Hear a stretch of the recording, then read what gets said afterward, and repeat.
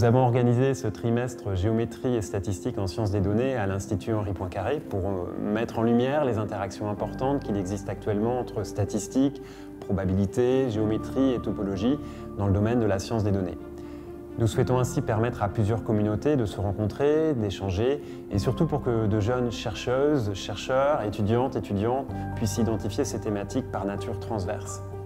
Que ce soit en physique, chimie, biologie, médecine ou sciences humaines et sociales, nous nous trouvons face à des volumes de données à étudier de plus en plus conséquents.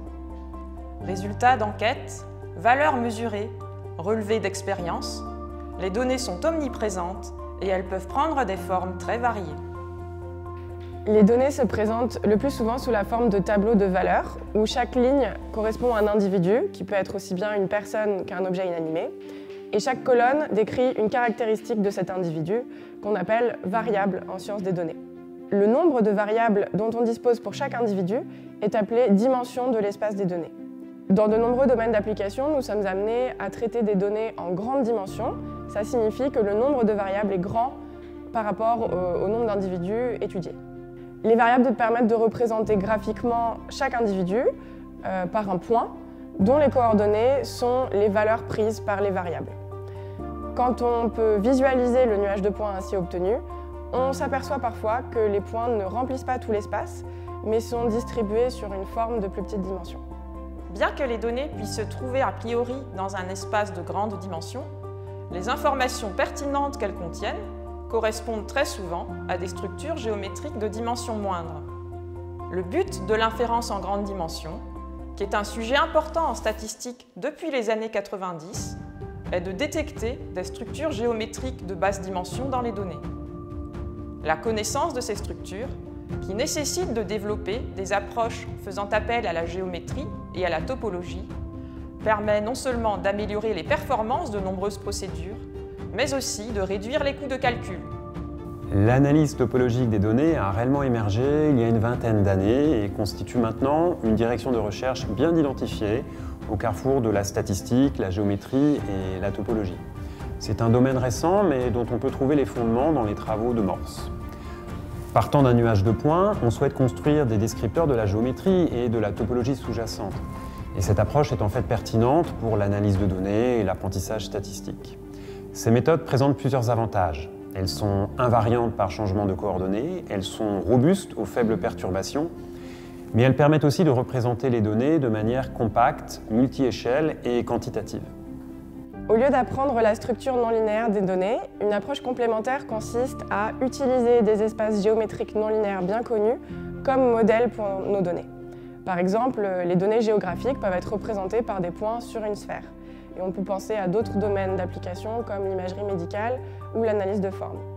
Dans ces différents contextes, la géométrie riemannienne s'est imposée ces 2 dernières décennies comme un outil puissant pour modéliser la non-linéarité des données et comme un cadre adapté pour faire de l'apprentissage et de l'inférence statistique dans ces espaces. D'autres illustrations des fortes interactions entre statistique et géométrie sont fournies par les applications actuelles de la théorie du transport optimal à la science des données. Historiquement, le problème du transport optimal consiste à rechercher la méthode la moins coûteuse en énergie pour déplacer une certaine quantité de terre d'une position initiale à une position finale. Il a été formulé en 1781 par Gaspard Monge, mais les premiers progrès théoriques notables, dus à Leonid Kantorovitch, datent seulement du milieu du XXe siècle. La théorie du transport permet de définir une géométrie naturelle sur l'espace des nuages de points. Les avancées numériques, beaucoup plus récentes, ont ouvert la voie à de nombreuses applications du transport en sciences des données. L'Institut Henri Poincaré a constitué un cadre idéal pour organiser 3 semaines de conférences, des cours, mais aussi des événements spécifiques. Nous avons consacré une journée aux interactions mathématiques-entreprises. Les domaines d'application des approches géométriques et topologiques en sciences des données et leur développement dans le monde de l'entreprise sont nombreux et variés. La journée a rassemblé des acteurs du monde industriel et du monde académique, experts de ces thématiques ou simplement intéressés par ces nouvelles approches. Elle a permis de souligner l'importance et le potentiel de ces méthodes pour les applications en entreprise et elle a mis à l'honneur les travaux de doctorandes et doctorants.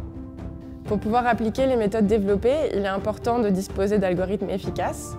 Dans ce contexte, une semaine de hackathon destinée à contribuer à la librairie Python Geomstat a été organisée pendant le trimestre. Nous avons également invité des lycéens et des lycéennes à assister à des exposés de vulgarisation et à participer à plusieurs ateliers interactifs et ludiques.